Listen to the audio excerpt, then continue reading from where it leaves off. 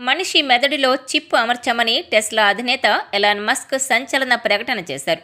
అంటే ఇంతకుముందు కంప్యూటర్ మనిషి బ్రెయిన్ కంటే బాగా పనిచేస్తుందని మనం అనుకునేవారం.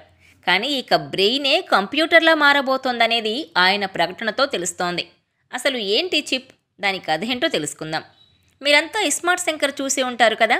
అది కేవలం ఒక జ్ఞాపకం తాలూకు చిప్, కానీ ప్రాసెస్ మాత్రం అలాంటిదే. చిప్పలో చిప్ అన్నమాట. కానీ మనిషి మెదడులో చిప్ పెడితే వేగంగా మన ఆలోచనలు ఫోన్ స్క్రీన్ మీద లేదా కంప్యూటర్ స్క్రీన్ మీద కనిపిస్తాయి. అది ఎలాగంటే, ఈ పరిశోధన ఉద్దేశం మనిషి మెదడులో చిప్ అమర్చి దాన్ని వైర్లెస్గా మన కంప్యూటర్కు ఒక యాప్ ద్వారా లింక్ చేస్తారు. యాప్ ఓపెన్ చేస్తే చాలు, మనిషి మెదడులోని ఆలోచనలు స్క్రీన్పై అక్షరాల రూపంలో కనిపిస్తాయి. ప్రఖ్యాత భౌతిక శాస్త్రవేత్త కాస్మాలజిస్ట్ స్టీఫెన్ హాకింగ్కు నరాల వ్యాధి రావడంతో ఆయన వీల్ చైర్కే పరిమితమయ్యారు. కానీ ఆయన తన బుగ్గ కండరాన్ని కదిలించి తన వీల్ చైర్ మీద ఉన్న స్క్రీన్ మీద మనసులోని పదాలను నిక్షిప్తమయ్యేలా చేశారు. అంత కఠినమైన విధానం కాకుండా చాలా సింపుల్గా ఆలోచన మొదలు పెడితే చాలు, తెరపై పదాలు వేగంగా ఎంతలా అంటే టైప్ చేయడానికి కూడా వీల్లేనంత స్పీడ్గా కనిపిస్తాయన్నమాట. ఇక ఇది కాకుండా నరాల వ్యాధితో లేదా పక్షవాతంతో మంచానికే పరిమితమైన వారు కూడా నడవడానికి ఈ చిప్ టెక్నాలజీ ఉపయోగపడుతుందంటున్నారు మస్క్. మనిషి మెదడు ఆలోచనలు మార్చి నడిచేందుకు, కండరాలను యాక్టివ్ చేసేందుకు ఈ చిప్ టెక్నాలజీ ఉపయోగపడుతుందని బలంగా చెబుతున్నారాయన. మరి ఈ చిప్ ఏంటి, ఎలా అమరుస్తారనేది ఆసక్తికరమైన విషయం. ఎలాన్ మస్క్ తన న్యూరాలింక్ తయారు చేసిన చిప్ను N1గా ప్రకటించారు. ఈ చిన్న చిప్కు మన వెంట్రుకలోని 10వ వంతు సన్నని వైర్లు బయటకుంటాయి. వాటిని మన ఆలోచనలను నియంత్రించే భాగంలోని మెదడు నరాలకు ఈ చిప్కు ఉన్న 64 వైర్లను అమరుస్తారు. ఈ చిన్న చిప్కు బ్యాటరీ కూడా ఉంటుంది.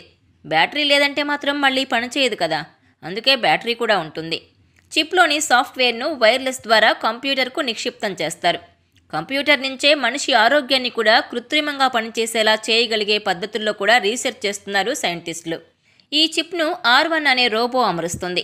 మనుషులు కేవలం చూస్తుంటారంతే. మొత్తం రోబో ఎత్తు 8 అడుగులు. అంటే నిలబడి పేషెంట్ బ్రెయిన్కు ఈ చిప్ను అమరుస్తుంది. తనకు అవసరమైన భాగాన్నే రోబో టచ్ చేస్తుంది. అంత క్లిష్టమైన సన్నని తీగలను నరాలకు అమర్చడం మనిషి వల్ల కాదు, ఇంకా చెప్పాలంటే చూడలేరు. అందుకే రోబోను తయారు చేశారు. N1 అనే చిప్ను మనిషి మెదడులో R1 అనే రోబో అమరుస్తుందన్నమాట. R1 అనే రోబో మనిషి రూపంలో ఉండదు, కేవలం ఒక ఆపరేటింగ్ రోబో సర్జికల్ డాక్టర్ మాదిరిగా ఉండే మెషిన్. మరి మెదడులో న్యూరాలింక్ సంస్థ అమర్చిన చిప్ పనిచేస్తుందా అంటే ఎలాన్ మస్క్ ప్రకారం అవును అని చెప్పొచ్చు. ప్రస్తుతానికి ఆ వ్యక్తి కోలుకుంటున్నాడని చెప్పారు మస్క్. ఈ న్యూరాలింక్ను 2016లో మొదలుపెట్టారు ఎలాన్ మస్క్. ఇక ఈ పరిశోధనలకు అమెరికాకు చెందిన FBI గత ఏడాది అనుమతించింది. ముందు ఈ పరిశోధన కోసం వేల సంఖ్యలో మేకలు, కుక్కలు, కోతులను చంపారనే వార్తలు మీడియాలో హల్చల్ చేశాయి. అయినా పరిశోధనలు చేయాలంటే జంతువులు తప్పనిసరి.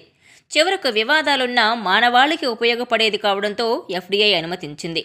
ఇక ఇది పూర్తి స్థాయిలో విజయవంతమైతే మాత్రం మానవాళి రూపురేఖలే మారిపోతాయి. ఎందుకంటే మనిషి తనకు తానుగా చాలా తెలివిగా ఇప్పుడున్న మెదడు కంటే 1000 రెట్లు వేగంగా ఆలోచించగలడు. కానీ ఈ చిప్లు అమర్చుకునే ఆర్థిక స్తోమత ఉన్నవారే తెలివిగలవారవుతారనేది వాస్తవం. అయితే సైడ్ ఎఫెక్ట్లు ఉండవా అంటే మాత్రం ఉంటాయి. ఇంకా పరిశోధనల దశలోనే ఉందని తెలుస్తోంది. కాకపోతే కంప్యూటర్ రిలేటెడ్ ఏ సాఫ్ట్వేర్ అయినా కూడా హ్యాక్ చేసేందుకు వీలుంటుంది. మరి మనిషి మెదడులోని చిప్ను వేరొకరు హ్యాక్ చేసి తమకు అనుకూలంగా పనులు చేయించుకునే ఛాన్స్ ఉంటుంది. అంటే హత్యల నుంచి ఆర్థిక మోసాల వరకు కూడా ఈ చిప్ టెక్నాలజీని ఉపయోగించుకునే ఛాన్స్ కూడా ఉంది. ఇదంతా ఊహించడానికి సినిమా కథలా ఉన్నా కూడా మరో 10 ఏళ్లలో ఈ చిప్ను మనిషి మెదడులో సులువుగా అమర్చే పరిజ్ఞానం వస్తుందనడంలో సందేహం లేదు. అప్పుడు మనిషికి చిప్పున్న మనిషికి పోటీ అవుతుంది. అంటే సూపర్ హ్యూమన్ అవుతాడు మనిషి. ఇప్పటికే చైనాలో వరికోత రోబోలు హల్చల్ చేస్తున్నాయి. వ్యవసాయ పనుల్లో రోబోలను విచ్చలవిడిగా ఉపయోగించుకుంటున్నారు చైనీయులు. ఇక మనిషి మెదడులో చిప్ పెడితే మనిషికి అవసరమైన ప్రతి పనిని కూడా రోబోతో చేయించుకోవచ్చు. ఇక మెదడులో రోబో పెడితే మనిషి మినీ గాడ్ అవుతాడనడంలో సందేహం లేదు.